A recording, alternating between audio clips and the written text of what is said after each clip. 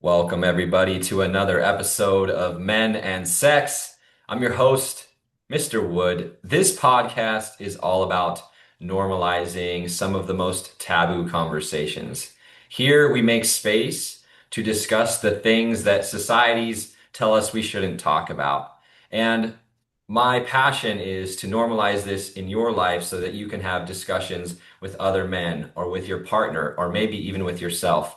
Today, this episode is going to be different than normal. I've got a guest that recently stirred the pot in my following and had a bunch of people saying things that I thought we should jump on and talk about. This post was around boundaries, around saying your no, and many people liked it and many people were upset about it. So I figured, hey, let's dive in. This is a rich subject that has a lot to do with relationship and sexuality. So today on the show, I have Ellie Tsai. Ellie, welcome to the show. Thank you for having me. And Ellie works with women who want to go deeper in faith, femininity, and purpose-driven leadership. These women have accomplished a lot, but they're tired of holding it all together. And she works alongside her coaching partner, Britley, to offer internal and external systems for transformation from the inside out. Ellie, tell me a bit about, before I go into all the nitty-gritty of this. So for the listeners, I shared a clip of Ellie talking on another podcast, and I'm going to tell you all about what was said on this clip. But before I go into all the details, bring us back to even this experience of where this clip came from. Yeah, geez, that clip has about 4 million views across TikTok and Instagram. It went crazy. And the hook of it was secrets women don't want men to know. And it just flew off the shelves. And you're right, it was completely polarizing. But in it, I talked about, yeah, a secret I know is true from talking to so many women and coaching so many women is that women truly desire boundaries. And that's very shocking for people to hear. And this podcast, how, was it someone you knew or where did they reach out to you from? Yeah, our friend Antonio has a podcast. It's called the Momentum Shift Podcast. So if anybody wants to listen to the full episode, I would head over there. And he actually flew us in and had us talk about a wide range of topics. We went deep on multiple things. Very controversial topics are all in there. We also did one on dismantling feminism. That one absolutely went crazy on the internet too, because the feminists were very upset. But yeah, we have strong values about what we believe true femininity is in this day and age. And when I reposted it, I simply said, "Hey men, listen to this from a woman and, let me know what you think about it." And from my share alone, it's had over 500,000 views, 12,000 saves, 7,000 shares, and the part that really caught my attention was almost 700 comments. And on this episode, I'm going to share some of my favorites that were guys that were definitely upset and didn't want to hear what was being said on this clip, and I want to dive into that a bunch. But first, I actually wrote out what was said on the clip, and I want to share with you guys listening before we dive in. So, something women would never want a man to know, truly how much she desires boundaries. She wants to hear no. She wants to see a man that has so much self-control. A man that has so much control and discipline over his flesh is so attractive. A man that is like, baby, I love you, and we're not doing that today. I love you. If he is doing it from the heart posture and reverence of not controlling his woman, that is the difference. A woman can sense heart posture a mile away, and so can men. Men can sense when a woman is being controlling versus nurturing. And I think that last line is so important because one of the things that guys got all in a tiff about was the heart posture phrase. They're like, "Oh, heart posture, like what does that even mean?" And da da da da. And I'm like, "Well, that last sentence really clarifies what's being talked about there." Yeah. Well, first, I have to hear it from you. What do you think is so triggering about the heart posture so that I can answer this Yeah. correctly? You know, wow. It's already a deep response that's in my brain right now. I think that. Men get confused in what they want from a woman. Hmm. It's almost as if their mind wants a man's language from a woman, but that would take away their desire to be in relationship with a woman and receive something that comes differently from a man. And so it's like heart posture is like for too many men is like, what does that mean? I need the dictionary description of how I could, in a court of law, say this out Yeah. loud and that it would be clear. And ultimately not like have the what I hear in phrases like that and why I love being in a relationship with women is it always invites me into curiosity, not only to what might be meant, but like what is felt from that. So I think it was upsetting because for one, it probably confused a lot of them, and two, it probably triggered like women are so confusing. I don't understand them. Yeah, exactly. Okay. See, it's always so good to know what lands and what doesn't land, but heart posture is a man and a woman both being able to do this, but in this example, a man really checking in with his motives. That probably would have been the better word is when you are when you are leading a woman and giving her an opportunity to hear you out. So let's say you don't want her to wear a certain type of dress.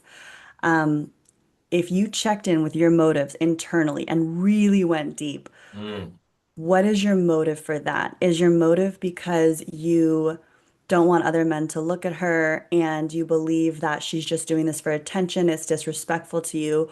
Or do you believe that you are here to protect her, not just spiritually, but physically and emotionally, meaning if she wears an outfit like that? And again, I kind of did this disclaimer. I should do this disclaimer here. So everything that I say is going to be reference back to the Bible because I believe that true femininity lives there. Like a really feminine, submitted, gentle, quiet woman is going to come from what she's learned from God in the Bible. But the alternative is when he checks in with his motive, does he want to protect her modesty and her purity? mm. That's two different things. Totally. I think that word would work very well for the man mind Yeah. is what is your motive? Oh, Yeah. okay. I get it. And yeah, this is why I said the last line was really helpful and brought so much clarity to that for a more analytical, wordy, focused mind is yeah. Am I focused on being controlling? Maybe because I'm afraid and my insecurities are there that, oh my God, if she looks like that out there, she's going to get attention, which is going to, put me in danger because someone's going to bump me out because I'm insecure. Yeah. Wow. Whereas if I'm in my security and I'm grounded and I'm just like, and it's not about that, it's like you said, there's a protection, whether it's modesty or just what attention it's going to bring or where we're going or whatever. There's actually care. And there's it's funny because I have a friend who really doesn't like anything referred to like from the heart. You feel it in your heart. And it's like, well, that's just a better way to explain feeling over analyzing. Hmm. Yeah. Okay, let's dive into this thing here for a second. Um, I wanted something to. So I think one of the main things we should talk about is the first line that brings us into this is a lot of men what they respond to being upset with was this idea of women playing games. Hmm. That was like one of the main things I heard men saying is like, women are just playing games. I have a quote that I saved that was like about the guy's like, I just want my dog and I don't want to I'm single. I don't want to be with the women anymore. Yeah. And, this idea of what women don't want you to know is that they want boundaries Hmm. and they want to hear your no. Let's just talk about that for a second in the play of why wouldn't women want us to know that? But why would they want us to do that? I think even in that is a juxtaposition that could be talked about. Yeah. I always like to reference the book, then the movie 50 Shades of Grey, When it came out, it was a radical book that flew off the shelves. It wasn't just in the dark corner of the bookstore. It flew off the shelves and it was talked about a lot and millions of people bought that. And when you look at the reason why millions of people bought that, it's because deep down a woman wants to be dominated. Now, a lot of people are going to get triggered when I say that because there's been so much of the perversion of domination, which has led to serious pain and hurt, which we're not talking about. We're talking about a man who knows what he wants, is confident in who he is, leads, and creates boundaries. When a man creates boundaries, it allows us to have safety, to know how far we can play and still be in our body and not have to look behind us. So he's created a domain and a territory, and we can run as far as we want within those bounds, without needing to look over our shoulder. And if we decide to rebel and go past the bounds, he no longer has dominion over that territory, meaning now she's in danger and he's in danger because that was his assignment. Mm, mm. I love this because I've actually heard of a study. I don't know how to reference it here, but maybe I'll put it in the description. I've heard of a study where it was kids in a playground. And when there was a border around the playground, Yeah. the Yeah. kids would go explore all the way to the edges. But when there wasn't one there, they didn't feel safe, so they'd like stay congregated in the middle and not like go to those edges and explore.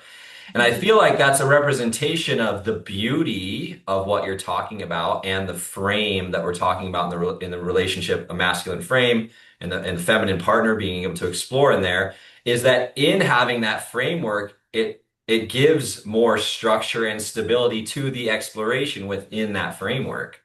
Yes, yes, yes. I love that example and 100%. When we have the fence where we know where we are protected, it allows women to be in their body and safe to express and safe to be playful and safe to just to feel safe, right? Femininity is a result of safety.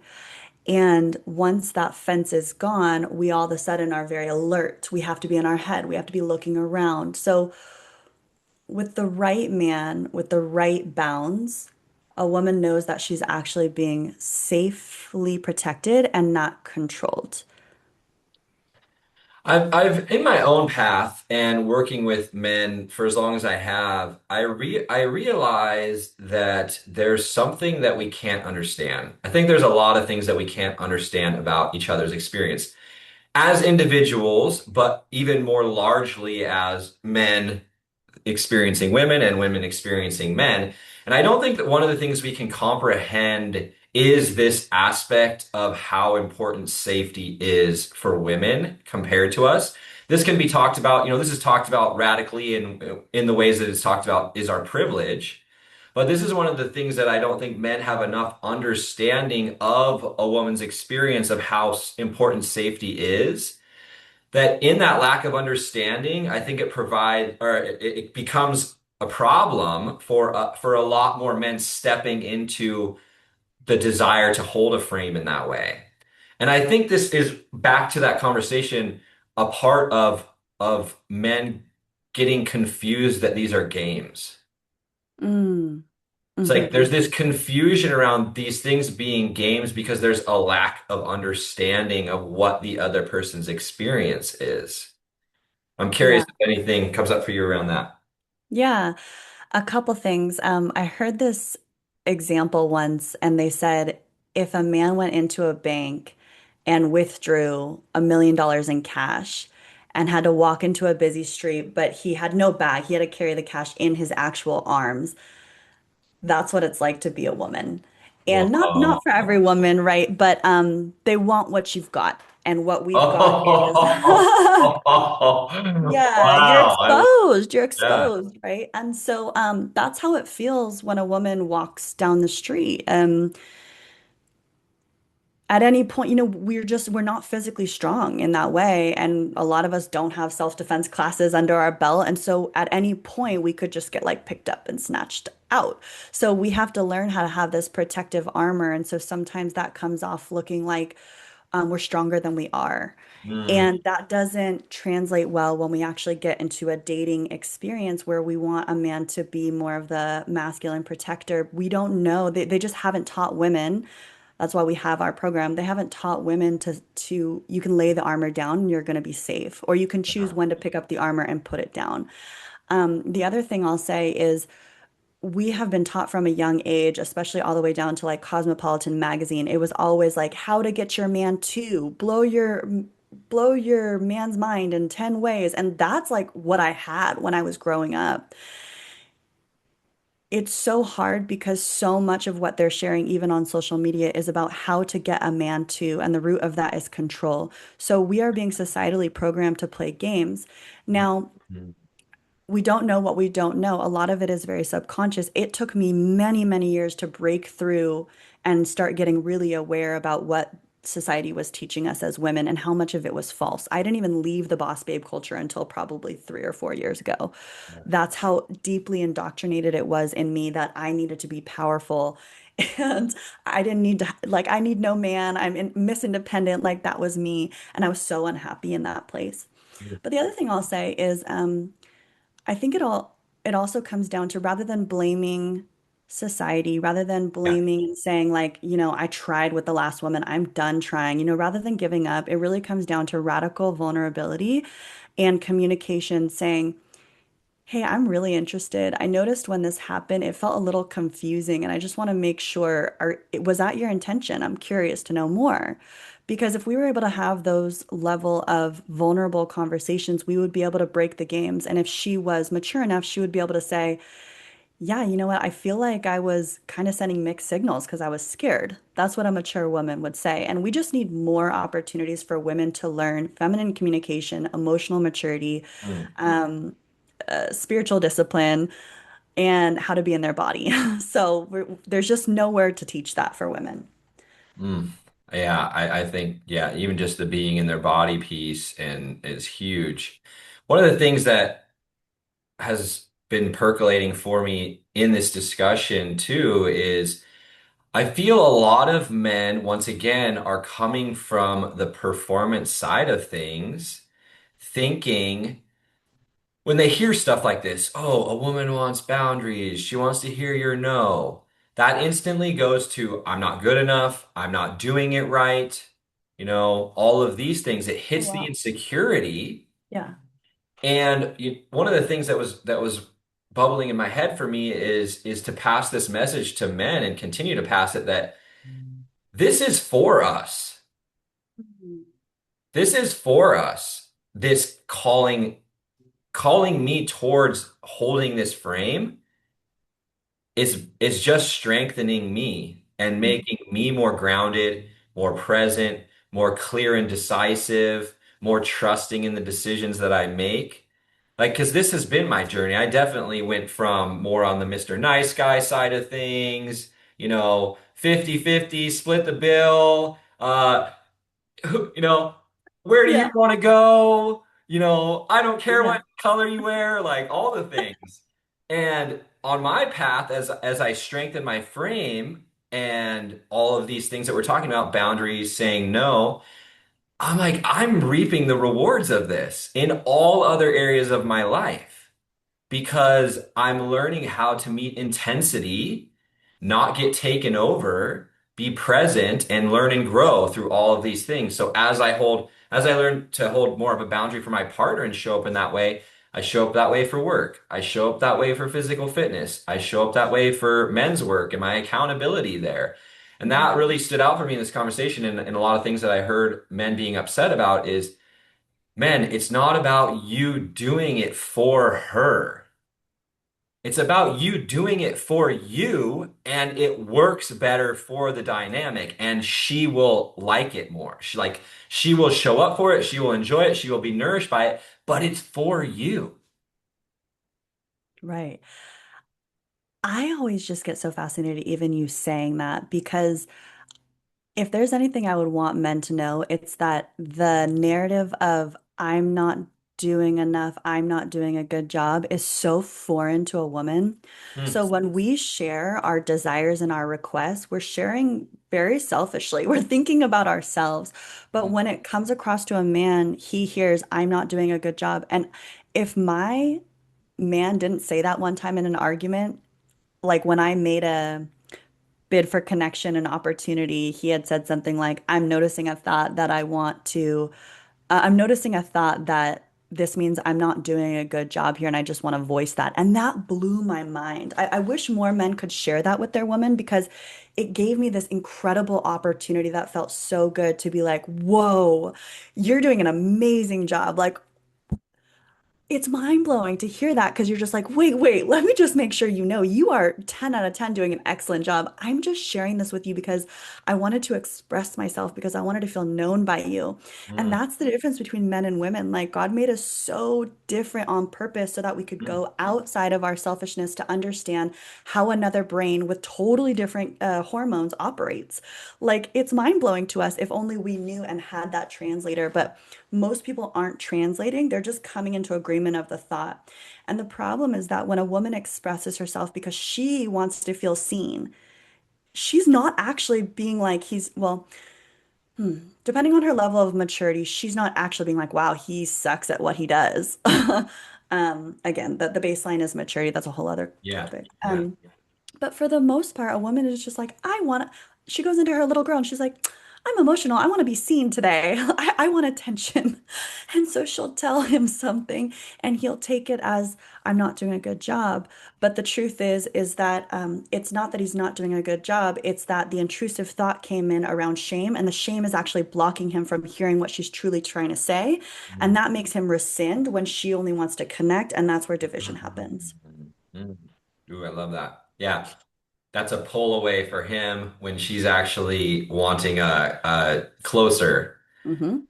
I think one of the most important things you just said is around maturity, and that in all of these conversations, it's impossible to put a stamp on the totality of all men and all women. And in this conversation, it's about, I think, one of the things that I wanted to tell that I kept saying in the comments over and over was, I would encourage you to really question that belief that you're carrying.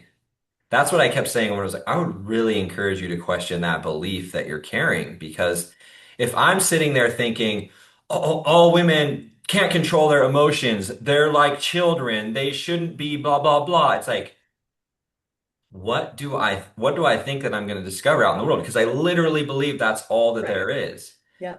Whereas if I would have curiosity and ask other men and be like, hey, do you experience women any other ways than fill in the blank?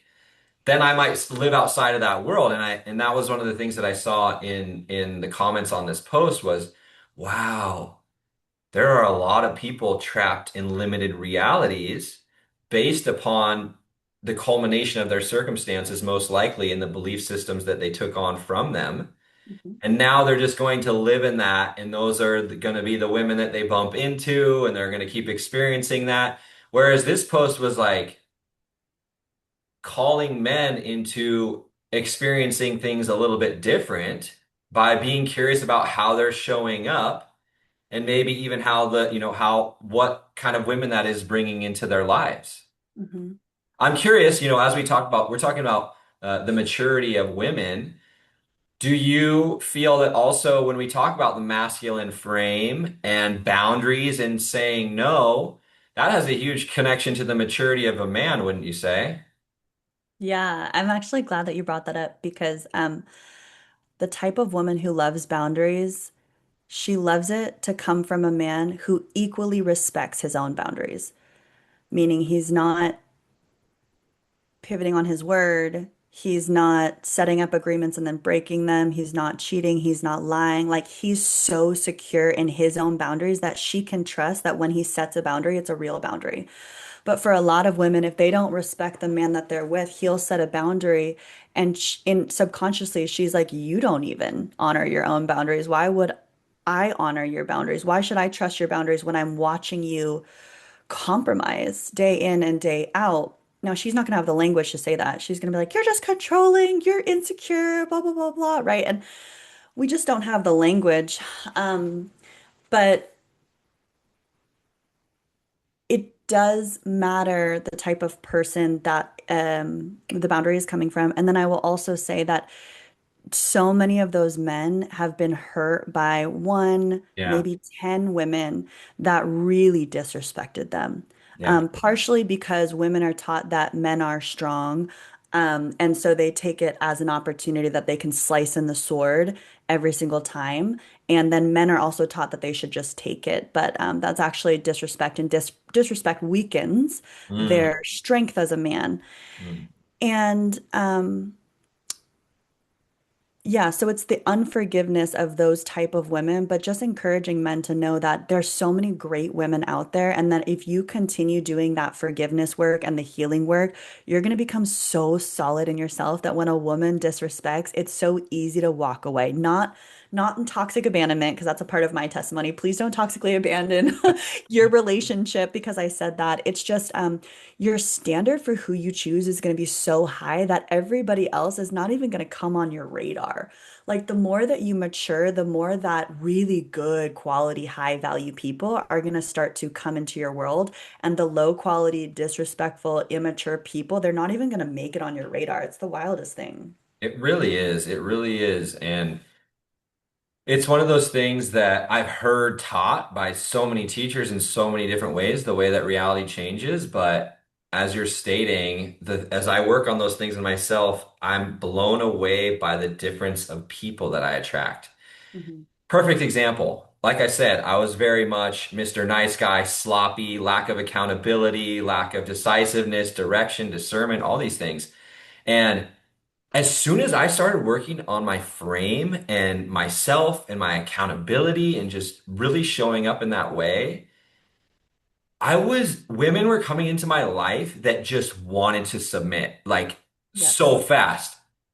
And Hmm. it was one of those things where I was like, what is happening here? The type of woman I'm attracting is completely different than I attracted in the past. And it just continues to blow my mind the way that that shows up. And I'm not waving some flyer out there or saying like, this is what I'm looking for in that way, but it's just showing up. And it's a perfect example of, for the listeners that are mostly men, as we develop inside of ourselves, that it does change not only the partner we're going to attract, but if we have a long-term partner, it's going to change the qualities that are expressed in them, even. I believe that. 100%. Yeah, I completely agree. And one of the main pieces that you hit on that I think is really important was around accountability. You were talking about that because that was another huge path for me in connection to maturity. Because for so long as a man, I was holding accountability as I do that for mom and dad. Mm. And I think a lot of men still hold accountability for teacher, for coach, for parents, for other. And what really switched for me, that was a huge aspect that allowed me to work on the frame and all the things that we're talking about, the boundaries, saying no, was realizing, oh, every time I think or say I'm going to do something and don't do it, my mind is keeping track of that. And then everything I think or say to myself becomes weaker every time I say I'm going to do something and I don't do it. And I Mhm. was the guy that was like showing up late to everything. Maybe I wouldn't even be there because something better came up that I would go do and I wouldn't even call someone. And I had all those things. And I was like, wow, if I want to create something like much bigger than the life that I'm living in right now, I got to clean that up. I got to clean up how I'm saying I'm going to show up, but then I'm not showing up in that way. And, just wanting to connect that again to maturity, I think it's a huge aspect of maturing so that if I'm not maturing as a man, how am I going to attract a mature woman Right. that Right. actually wants boundaries and wants to hear no? One of the painful parts, but also positive, I felt happy for some of the men, is some of the men were like, oh, I held a boundary. I said no, and now we're divorced. Hmm. And I was like, well, maybe that's what needed to happen. So I'm curious, those sorts of comments that are like, well, I held a boundary and this bad thing happened that wasn't quote unquote good. Hmm. Yeah, I think it comes down to the unforgiveness and the creating projections about what the future and what all women are like based on a terrible traumatic circumstance that happened to somebody. But this is also where it gets a little bit challenging because when you follow something like the Bible, you have a standard, meaning divorce is not an option just because you had a little tiff. Right. And that another standard is marriage isn't meant to make you happy, it's meant to make you holy, and happiness is a result of holiness. And again, that touches into protecting your wife's purity. Her purity is so sacred. And it's not just purity, sexual purity before Yeah. marriage. I'm talking about purity in every aspect. Yeah. A man has an innate desire to want to protect that purity. And there's so many standards in the Bible where it's hard to apply it to what's happening everywhere else in the world because they're making up their own rules as they go. And Mm, I'm only saying that speaking from me being in that place too. I wasn't raised Christian. I wouldn't even consider myself religious in that way. I followed Jesus because I had a radical encounter with Jesus and he taught me everything I needed to know about being a feminine woman. And now I do that with other women. But mm, it's nice to have a standard because, again, that's my boundary. mm, It's my set of rules that I get to follow from God instead of just making things up as I go. Because when I made things up as I went, it made it very challenging. mm. Yeah. I think that this is actually a beautiful thread to something you said in this video, which was a man that has so much control and discipline over his flesh is so attractive. She wants to see a man that has so much self-control. And this is why I'm so passionate about this subject, sexuality and all the things that weave off of it, is because we live in a world that's very clear that the vast majority of men don't have control, or I like even more command over Mhm. their flesh, meaning the pleasurable things that relate to sight, sound, touch, taste, all of these things. Mhm. And this is why I think men focusing on their relationship to sexuality is one of the most important things, is to work with that makes more space to have standards for self. Mhm. Like in if I'm hiding and I'm behind the closed doors and I'm not telling people, but I also have all these messages about how bad it is. A lot of men grew up around religion or were in proximity to it and heard the stories of, if you do this thing, you're bad, you're going to be eternally damned, you're going to be all these things. So they have the information, but they don't have the standards or the education that supports them to overcome how intoxicating these aspects of the flesh are. And so there's this huge gap for men to really be on this path to create those standards for themselves and to control and command in that way. I think that that's one of the most important things about this conversation is, once again, will women be attracted to a man that can command his flesh? 100%. But we as men don't need that to be the lead. That's once again the bonus. Who do we become and what kind of standards do we create for ourselves when we're doing that for us, knowing that a byproduct will be a higher quality woman that we're going to be able to form this beautiful relationship with? I'm curious your thoughts on that.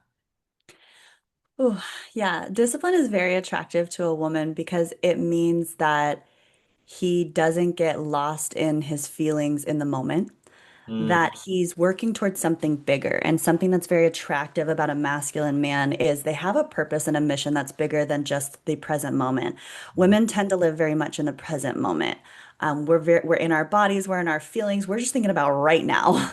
So if we've got that one covered, so we're in charge of bringing the joy and the radiance and the excitement and the connection and the respect and the honor and all those things. Like if we can handle everything in the present moment, can you handle the other domain, which is the larger, bigger picture? mm, Um, if a man has command over his flesh, she means that she can, that means she can trust him. mm, Everything in femininity comes down to trust and safety. If we can't trust him, we can't be in our body. If we can't be in our body, we can't be feminine. If we can't be feminine, then we go into the masculine. If we go into the masculine, now we're trying to compete with him. mm, And that just leads to divide. But um, yeah. a man who has discipline is usually financially resourced. He usually has an assignment and a purpose that's bigger than him. The health of his physical body is at an optimal level because he's performing at an optimal level. He's present, he's focused.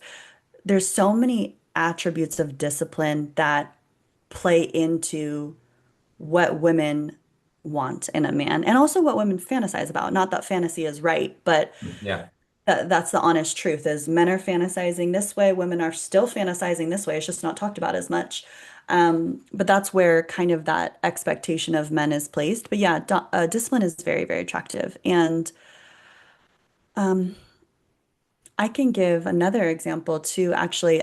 So I've been walking in purity, which means I'm reborn again. I'm abstaining from sex, not because sex is bad, just because my my gift of sexuality, the sanctity of my, naked body, like it's only going to go to my husband from here on out. Hmm. So until I know that you're my husband, you don't get that gift. And I actually think that's very respected from a man's point of view because men want a woman that can save something special just for them. Mm.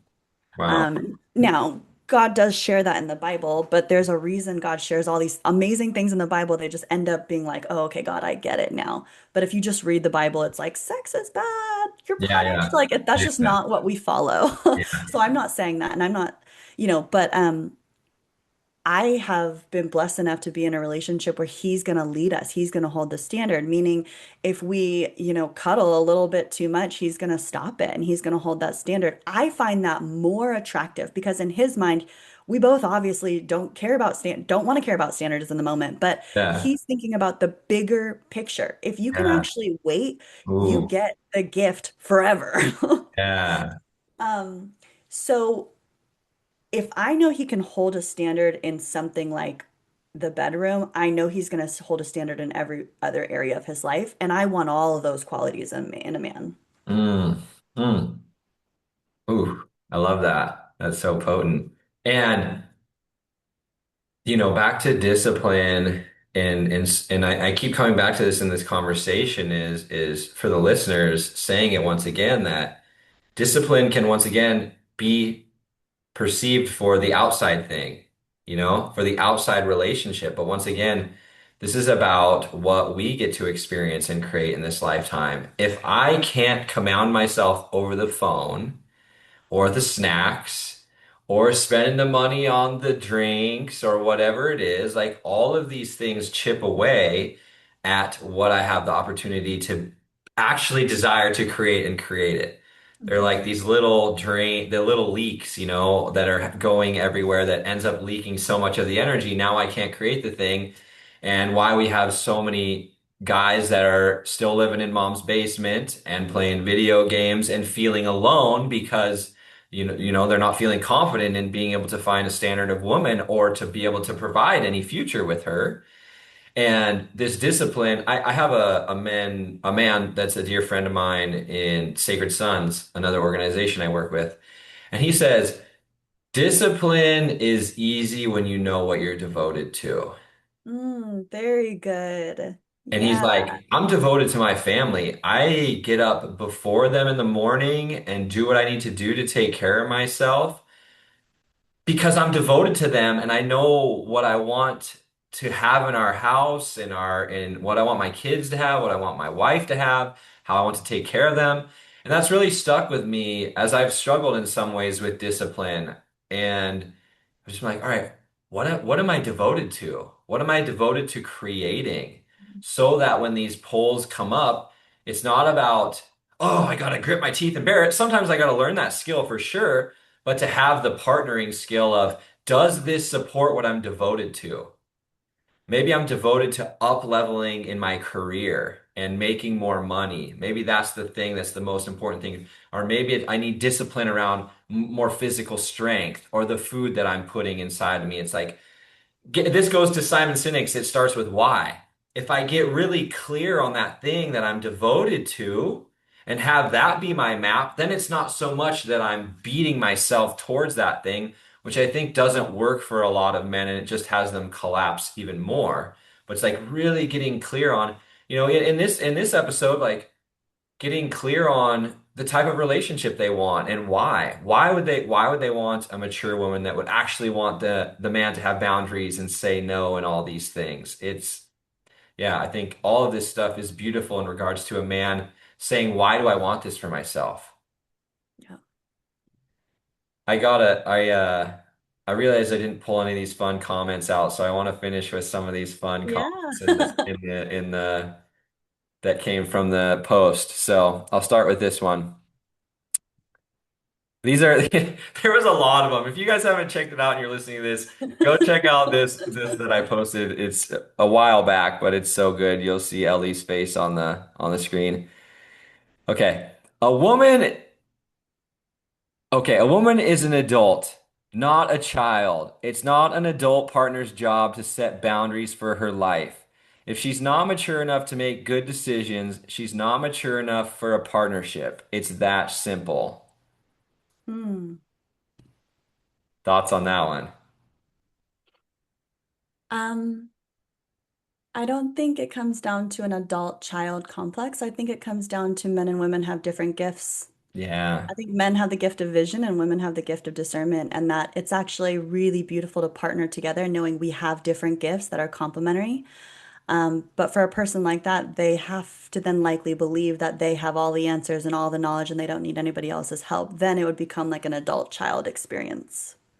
And I think once again, we lose clarity in words. The variety of things we can set boundaries for is vast. Yeah.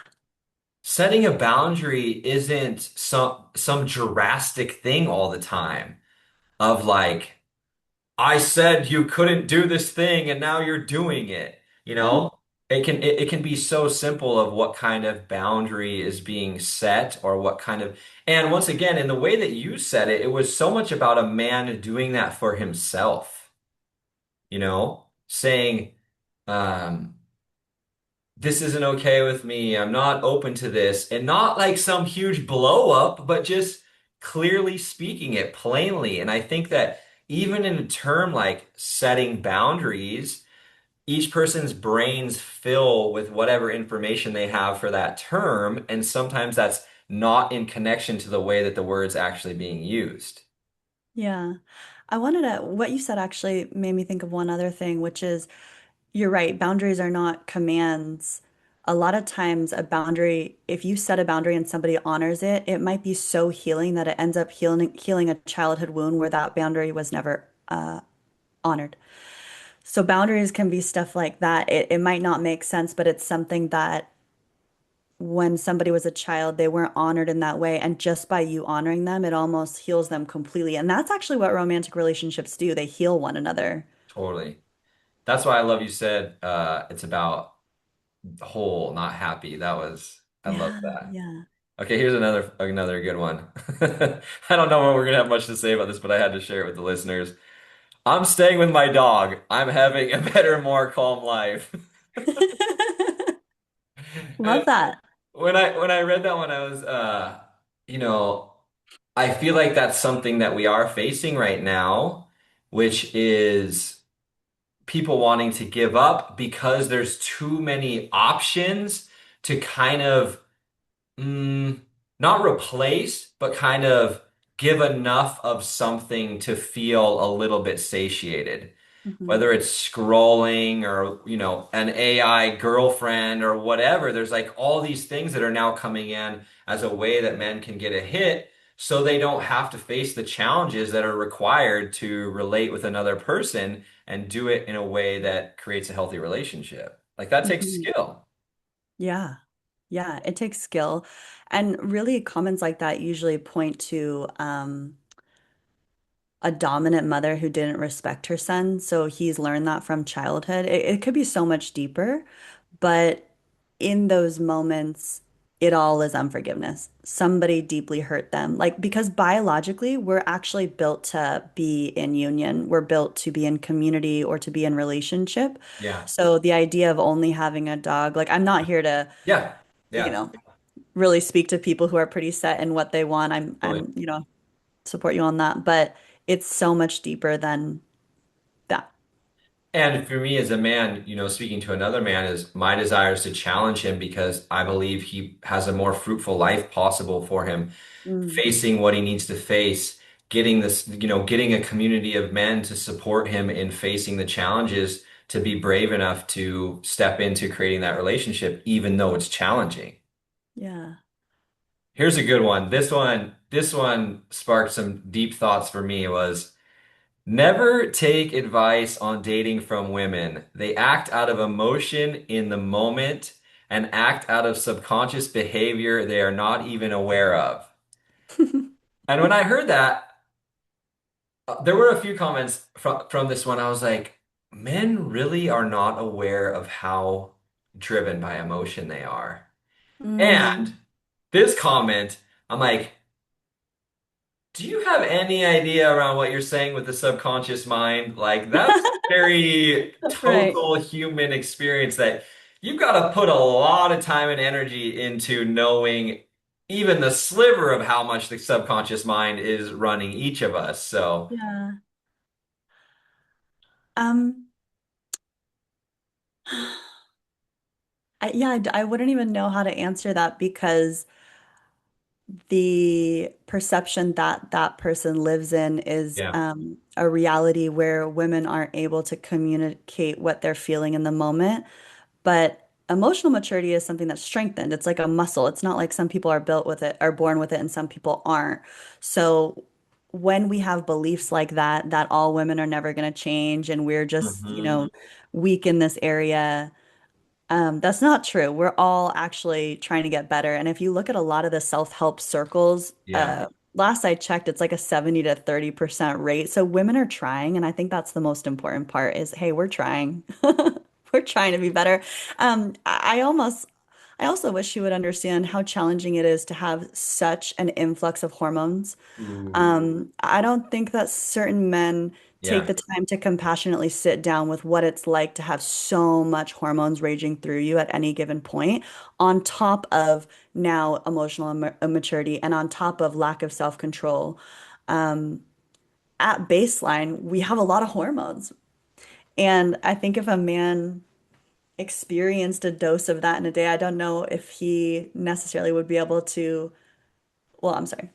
I think if an emotionally immature man experienced that same thing, they probably would react in the same way unless they also got help and learned how to deal with it. I've been thinking about this a lot lately around this topic around women being more emotional, and I really think that it's been looked at in the wrong way for a long time, and it's actually what do women do with their emotions and what do men do with their emotions? Yeah. Because I started thinking about it and I was like, most people that commit suicide are men. Most people locked up are men. Wow. Yeah. Most sexual abusers are men. These are not analytical choices. These are being overrun by emotions and making Yeah. choices from your emotions. And so this conversation actually needs to evolve, in my opinion, because it's not about that someone is overly emotional. It's about what is done with them. And I think, as so many know, men suppress and repress, but that doesn't mean that it's not happening. It just means it's being stuffed away more and exploding later on. Mhm. That doesn't equate to the conversation that's been being had for so long. And Yeah. and is important when it comes to our ability as men to set boundaries is to look at our own emotions. Yeah. Oh, that's such a good point. Yeah, it's almost like some men can be too far on one spectrum where they're suppressing and repressing, and women are too far on the other spectrum where they're over-expressing and don't have any boundaries with what they share and what they say. But also another beautiful way that God made us so different. It's like women have this innate desire, like, I gotta get this out. And men might have a different innate desire, like, I need to contain. And because God made us so different, it allows us to learn from one another instead of just stay stuck in the paradigm of how we live every day. Ellie, thank you for this post and all that it's brought up for me and this conversation to share with all the listeners. And to end here, I just want to pass it over to you for anything else you want to say about boundaries or no's or anything that you feel percolating for you here that we've talked about on this episode for the listeners. Ooh, I think the biggest one is how much unforgiveness came up in my mind listening to all the reflections of the comments. And so I would love to leave like a 5-part forgiveness practice. It's a 45-minute audio, Ooh. and it helps people walk through the 5 different parts that are required of forgiveness. Sometimes people think, oh, well, I've forgiven them. In my mind, I've forgiven them. It's like, well, there's more to it than that. But if we could actually go through more forgiveness, it's going to wipe the slate clean and allow us to go back into the world with a fresh set of eyes where we're not taking the projection of the past and placing it on the future. Because at the end of the day, men and women have to learn how to cohabitate and get along. So, if we stop taking our past into the future, we're going to be a lot more successful in those areas. And other than that, this was just so fun. This was so fun. Thank you so much for having me. Yeah, appreciate you. I'll share links for the listeners to find your Instagram and your website from the description here. And I hope to see more clips of you going viral on the internet. Thank you so much for sharing your wisdom. Thank you to all the listeners. Much more to come. And as always, if you have any questions, reach out to me directly. And remembering that we all rise together.